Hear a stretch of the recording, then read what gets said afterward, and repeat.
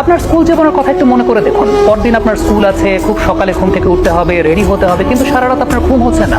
কারণ মধ্যরাত্রিরে যে লিওনেল মেসির খেলা, মধ্যরাত্রিরে যে বাংলাদেশ থেকে প্রায় 8,500 কিলোমিটার দূরে স্পেনে লিওনেল মেসি মাঠে নামবেন। আপনি আপনার সেমিস্টার ফাইনাল পরীক্ষার আগের রাতের কথা চিন্তা করে দেখেন। আপনার পরদিন পরীক্ষা, আপনার অনেক টেনশন, আপনি অনেক কিছু পারছেন না, তারপরও একটু আনন্দের মুহূর্তটা আপনি ভাগাভাগি করে নিচ্ছেন স্প্যানিশ লা লিগায় লিওনেল মেসিকে দেখবেন দেখে।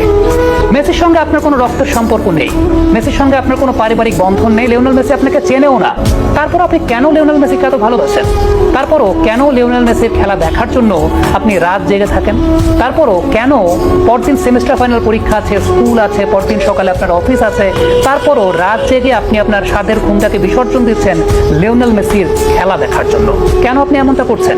কারণ লিওনেল মেসি আপনাকে আপনার জীবনের অন্যতম সুন্দর কিছু মুহূর্ত উপহার দিয়েছে, যে মুহূর্তগুলো খুবই পিওর, যে মুহূর্তগুলো আপনার জীবনে আপনার শেষ নিঃশ্বাস পর্যন্ত মনে থাকবে। ফুটবল বিশ্বে অনেক কিছু লিওনেল মেসি দিয়েছেন, আপনাকে আমাকে অনেক মুহূর্ত সাক্ষী করেছেন।